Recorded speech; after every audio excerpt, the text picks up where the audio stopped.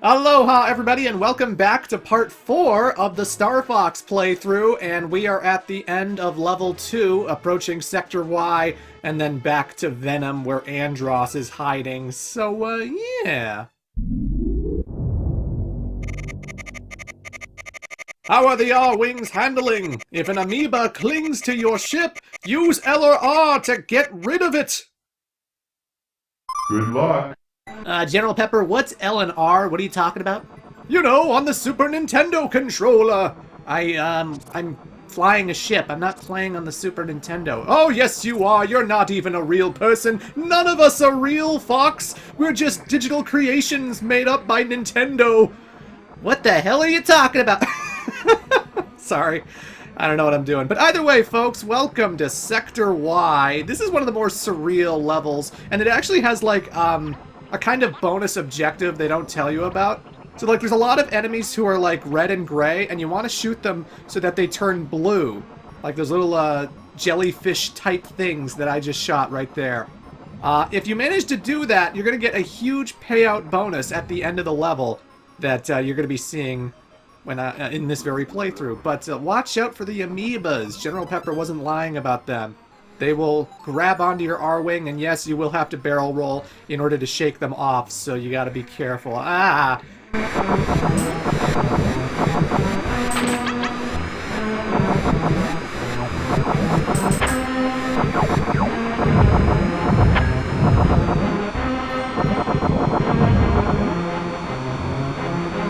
I really like the peaceful music in this place. I really like the peaceful music in Sector Y. I like this whole outer space and yet aquatic aesthetic they've got going on with like stingrays and jellyfish and all this stuff. The stingrays are deadly though, you know. I actually leave them alone and I don't even shoot them because like when you change their color they just immediately go for you and they hit like a truck. It's like running into a building and they can be so hard to dodge, you know. You're welcome, Peppy. You're welcome. Look at the fish. Look at this. This is so majestic and beautiful. I love it. By the way, you can't actually kill your teammates, thank God. Because, you know, sometimes I'm just trying to shoot all the targets, and look, Peppy's flying in front of me, and there's nothing I can do about it, you know? In Star Fox 64, you can actually defeat your own teammates and scare them off and make them leave the field. Leave the battle, but in Star Fox, the original, you can shoot them as much as you want, and they'll complain as much as they want on the bottom, but you're not actually going to hurt them, so don't worry. You're not going to hurt anybody. But here's the payoff I was talking about, folks. Look at that giant whale. And there's a ring. There's a bomb. Another bomb. Shields. Little twin blasters. Another bomb. Bomb. Health. Jesus Christ. I am at full capacity because of that whale. And it's all because I shot all of those jellyfish into blue jellyfish and not keeping them red and gray. So make sure you do that and the whale will, you know, he will compensate you quite nicely. Either way, folks, here we are at the boss of Sector Y. This is the Plasma Hydra. And the thing you want to do with the Plasma Hydra is you want to shoot his arms. I can't actually damage him from his body. I want to keep shooting the arms until they start, like, shortening and breaking off, because those are the weak points of the boss. So make sure you shoot the tentacles. Make sure you shoot the wire arms. And be careful you don't run into it too much, because, oh my god.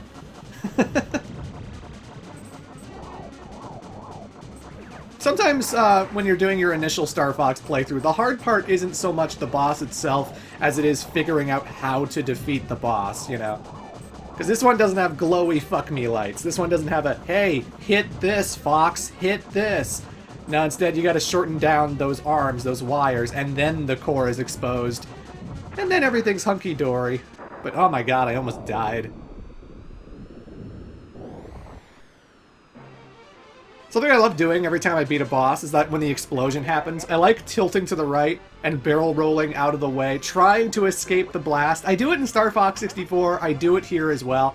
I don't know, it just makes me feel like a badass, even though the R-Wings don't actually get affected by the explosion. I just like the idea of like blowing them up so close and then just doing this breakneck maneuver in order to escape the blast and escape the explosion. Makes me feel like a badass pilot, and that's what Star Fox always should do. And that's what the first two games absolutely do. is it makes me feel like a badass pilot. It makes me feel like I am a genius, that I am single-handedly destroying all of the Venomian army, all of Andross's army, all by myself. It's power fantasy, you know? The Cornerian army's not doing a goddamn thing. It's all me. It's all Star Fox. And that's the way I likes it.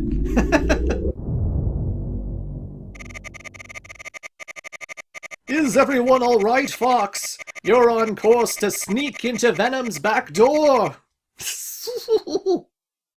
We're so sneaky. But yes, folks, we are now at the final level of the game. Yet again, we are in Pathway 2 Venom, which is a little different from Pathway 1 Venom. For starters, when we're in this, you know, outside of Venom kind of level, this dogfight over the planet kind of level, the enemies are going to be a little bit different, and it's not going to be the exact same level as Pathway 1. They have a whole bunch of, like, these little thin cylinder bombs, you know, and they look pretty harmless when they're approaching you. They're just these gray little things. They're small. Big deal, right? But you absolutely want to shoot them, because when they get close to the R-Wing, they eventually unleash, and a whole bunch of parts scatter all over, and it's so easy to run into those parts and get damaged that way, you know? So anytime you see those thin silver tubes, make sure you absolutely shoot them out before they approach you, because that'll be bad for business. Bad for business. Either way, it's another dogfight level, and again, whenever I'm in outer space, I like to be in first-person view, just because I feel like it makes dodging things a lot easier, compared to when I'm in third-person view with the R-Wing, and it feels like I'm just a little bit slower, a little bit sluggish. And that might just be my imagination, but that's how it feels in the original Star Fox. Like, if it's Star Fox 64, I don't usually use the cockpit ever, you know? Like, the cockpit view is a thing in that game, but I'd rather have the R-Wing. I'd rather have the third-person perspective so I can see my barrel rolls, so I can see where I am in relation to the gunfire and stuff. That's just the way I like playing these games. But with the original Star Fox, I feel like you are easier and faster to maneuver things when you're in cockpit mode. So again, might just be me, but that's how I like to play. You may have noticed sometimes when I'm going through these levels, my wingmates, Peppy, Falco, Slippy, they'll be going after another enemy. They'll be chasing after one of the fighters, and they'll be like, I got this one. And then I, like a selfish prick, steal their kill and just take out the enemy anyway. I know what you're thinking. Wow, Clement, you're an asshole. I'm sorry. I'm sorry. Look, this is war, okay? This is war. This is not a game made by Nintendo. This is absolutely a real, legitimate war. And if I see a target, if I see an enemy, I will go for it. I don't have trust in my teammates because they're constantly being attacked by enemies all the freaking time. They don't have the goddamn sense, the goddamn skill to somersault out of the way and make sure they're not being chased anymore like I do, Master Pilot Fox McCloud. So I'm sorry, I'm stealing the kills. I don't think it affects my score. Maybe if I let my teammates shoot down the ships, maybe I'll get double points, but I still get 100% bonus anyway at the end of the stage, so it doesn't really matter, you know. Either way, folks, this is the boss of Venom. This is the Metal Smasher. The Metal Smasher, you want to hit the brakes when you're coming up to it because it tries to slow down. It makes it so that you get in between the two big chunks, and then it tries to squish you. But if you slow down, you can dodge that. And it is so much easier than Fantron. All you do is you shoot the openings. You just shoot the crushers, and that's it. You know, you just blow up the crushers, and then that's the whole boss fight. So much easier than Fantron. So much easier. I have a theory, though, that Pathway 2 Venom is a lot easier than Pathway 1 Venom because we're sneaking in, you know? Because we're taking a back door, a back route that Andross wasn't expecting. Maybe he just doesn't have his full armada here. Maybe he doesn't have the full capacity of what his army can accomplish. And he's caught off guard, and he's like, oh shit! They came in through the back door! Oh god! So they got some pretty weaker ships and not so crazy stuff going on in Venom number 2. But I like this level, you know? I like sneaking in through the back door. I like that we actually get a glimpse of the city that Andross has. At least one of the many cities on Venom, no doubt. You know, it's just kind of a fun idea to be like, hey, Andross isn't expecting us to come this way. Well, guess what? Here we are. Didn't see that coming, did you, motherfucker? And again, I always love, like, the thin hallway sections. You know, it's funny, I just did a video of Final Fantasy 13 where I kind of complained that nothing about that game was exciting because it was just one big hallway for most of it.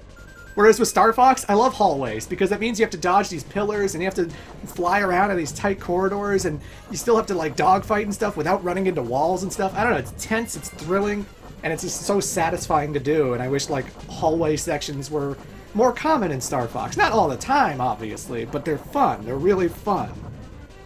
There's just something that sets off my endorphins whenever I like tilt the R-Wing sideways and then maneuver past all of the girders, all the pillars, and just dodge them effectively, because it makes me feel like a badass. It's like I said at the end of Sector Y, you know, this game is a big power fantasy. Star Fox is absolutely a power fantasy, and it makes me feel like a badass, and that's why I like this series so much, you know? I couldn't do this in real life. In real life, I would have died in Corneria as soon as I...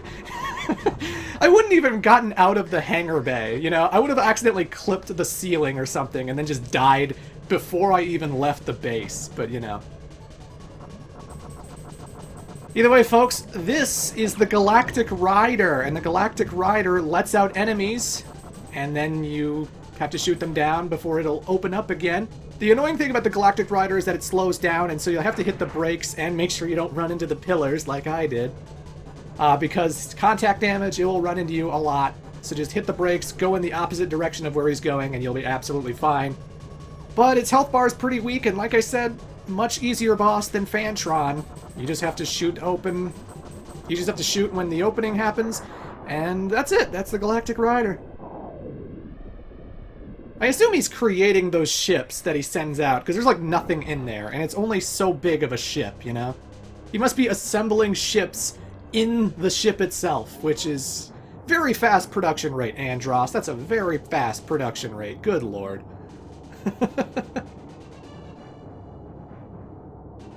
Either way, we're in Andross's back door. I know what that sounds like. Shut up. Get your minds out of the gutters, you gross sick people. I thought you might make it eventually. General Pepper has guided you well. Obi-Wan has taught you well. So again, gotta dodge all these pillars as they come up. And there's always one part I just always have trouble with. It's this. I can never fit through that. I don't know. I've played this game a million times and I'm always running into it. Always. I don't know how to squeeze in through that opening. Good lord. One day I'll get it. One day. Not today, but one day.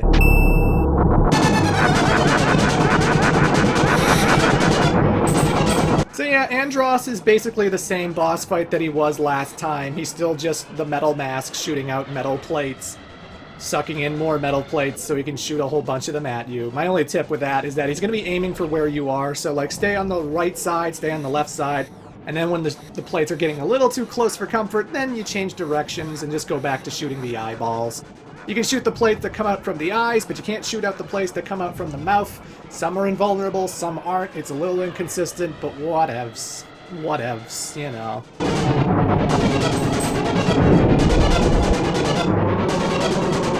Still, for early 1993 Super Nintendo, this Andross face is pretty fancy, pretty cool, pretty awesome. I guess. You know, Nintendo's so proud of it, they keep putting it in as an assist trophy in Super Smash Bros., so I don't know. Now, the one difference with the boss fight this time around is that you'll notice the cube actually has, like, a pyramid on top. It was blue, and I shot it a whole bunch, and now it turned orange. And that means that Andross has double health. You know, he has extra health compared to Pathway 1, and that's really it. He's not doing anything new, nothing crazy, spectacularly different. But he has more health than he did in Pathway 1, so, you know. It's a trade-off. The Venom itself was pretty easy compared to Pathway 1 Venom, but Andross, he's a little beefier to kill, so, you know, it's a little harder, quote-unquote, I guess, maybe, perhaps.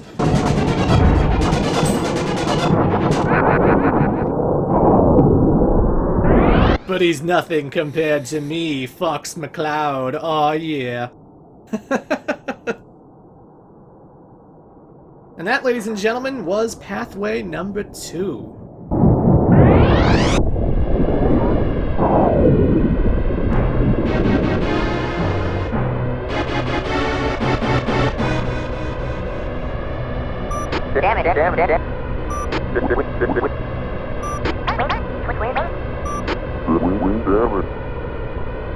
Guys, I'm on the second playthrough. Could you say something different?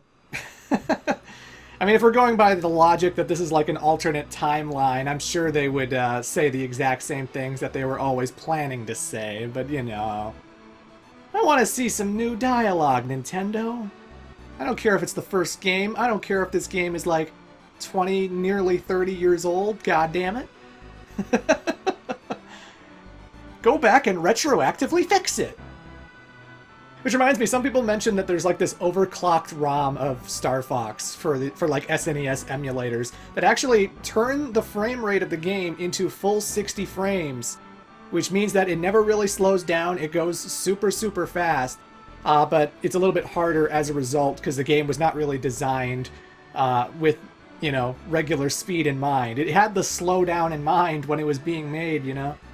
I've never played Star Fox overclocked. I've never played 60 frame, completely fast mode like Star Fox before, but I might look into that one day. Because that sounds pretty fun, pretty neat.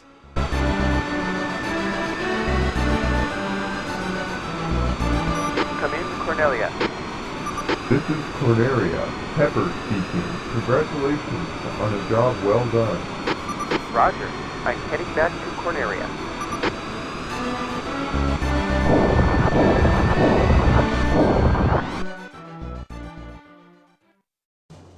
Alrighty, folks, so that was the second playthrough of Star Fox. Once again, we got the boss role playing for you.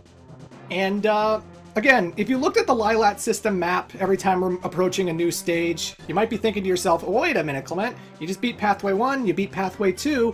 I noticed an icon sandwiched in between those two pathways known as the black hole. How come we didn't go to the black hole? How come you didn't show that off? Well, because it would completely screw up the routes, you know? If I go into the black hole, it completely changes how I approach Venom, and, like, I'm gonna be skipping levels, you know? It's a hidden level. It's a hidden level that you can only access by doing a certain trick in the asteroid belt of Pathway 1, and it's something I'm going to elaborate on in the extra video. But yeah, I am aware of the alternate pathways, not just the black hole, but I'm also aware of the alternate pathway in Pathway 3, which leads to a fourth bonus ending. Oh yeah, a fourth bonus ending with the end and credits and all that jazz. I'm aware. I'm just saving all of that stuff for the extra video. I'm gonna do like Pathway 3 next, and then we're gonna be showing off the extra stuff afterwards, so don't you worry. I know about this game, goddammit. I know about it. That's why I showed you the space whale earlier in this part, because I knew about the space whale. I knew about Space Willy. This video is very suggestive, very suggestive. At least it is to me. Anywho, folks, so yeah, we just beat the normal mode, quote-unquote, of the game. Come back in part 5 as we take on the hard mode. Pathway 3 is intense. I'll see you then.